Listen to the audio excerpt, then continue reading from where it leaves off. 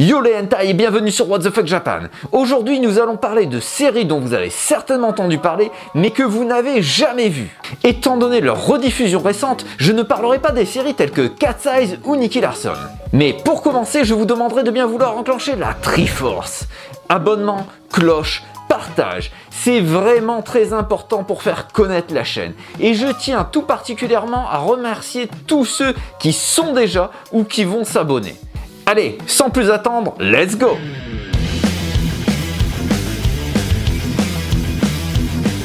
Animé tiré du shonen de Yatsura, Lamu fut diffusé pour la première fois en France en 1988 dans le célèbre Club Dorothée. La série comporte pas moins de 208 épisodes, mais seulement 160 seront diffusés dans l'Hexagone.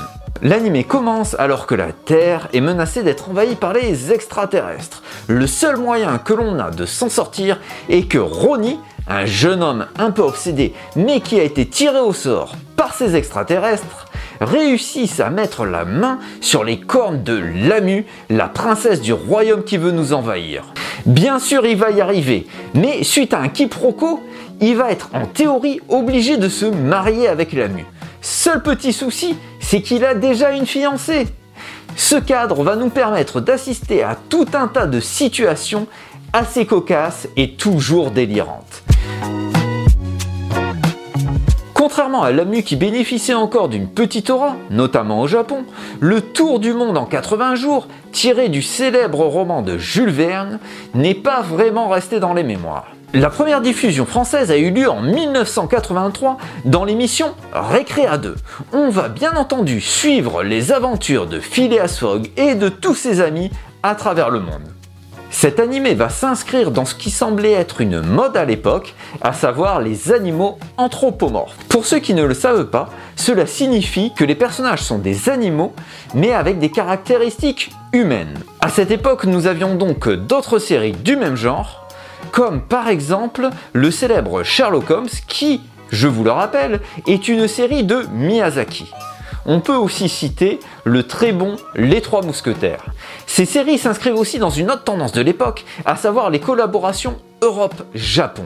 Et oui, tous ces animés anthropomorphes sont le fruit d'une collaboration entre l'Espagne et le Japon. Il y a aussi d'autres célèbres collaborations, mais qui cette fois-ci sont franco-japonaises, telles que Ulysse 31 ou l'excellentissime Les Mystérieuses Cités d'Or. Personnellement, j'adore cet animé.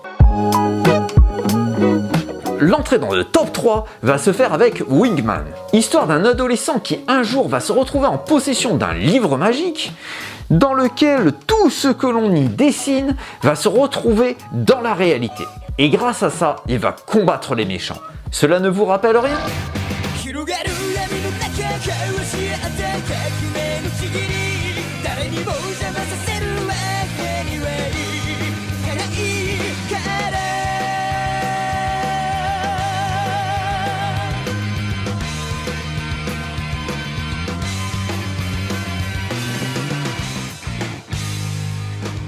Contrairement à Death Note, ici il ne sera pas question de dieu, mais d'extraterrestres. A l'instar de Lamu, notre héros, Kenta, se retrouvera à côtoyer une charmante extraterrestre courtement vêtue avec laquelle il va combattre les méchants afin de sauver la Terre. Mais, comme dans Lamu, il se trouve que le héros a déjà une petite amie. C'est dur la vie quand même.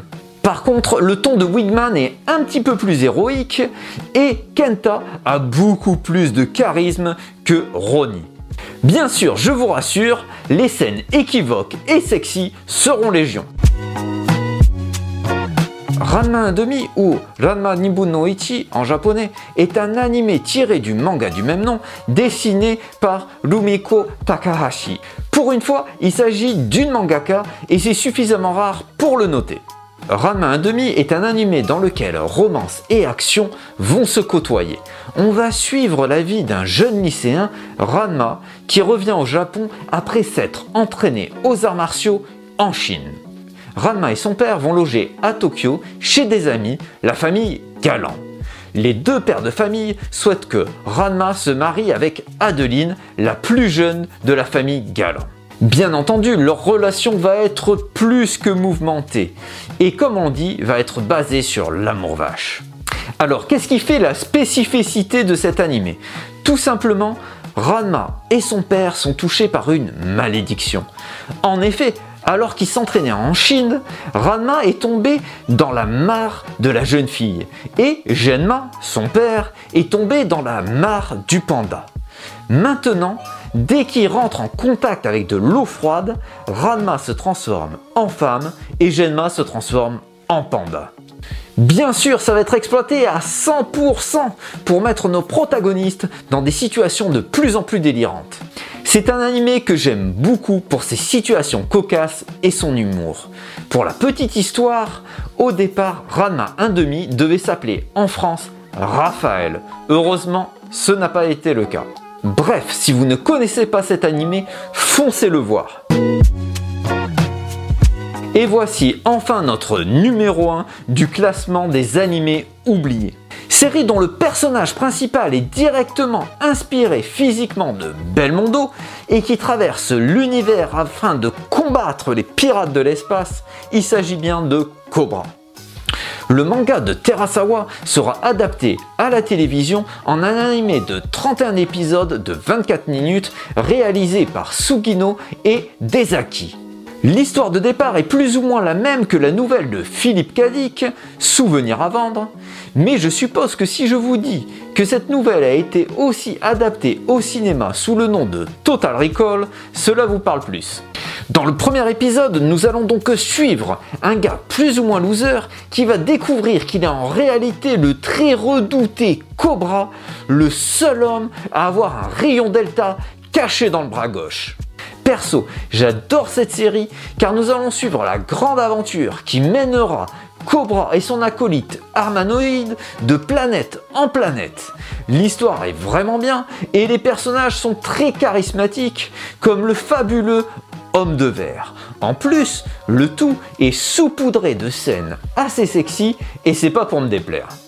Il faut aussi savoir que les aventures de Cobra ont été adaptées en jeux vidéo et que les versions les plus connues ont été faites sur PC Engine.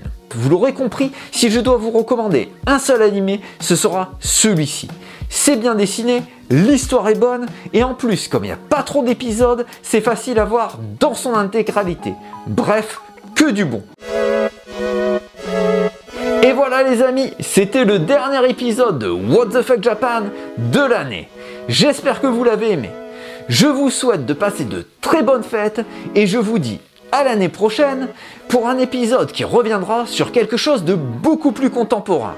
Alors en attendant, je vous souhaite un joyeux Noël et matane!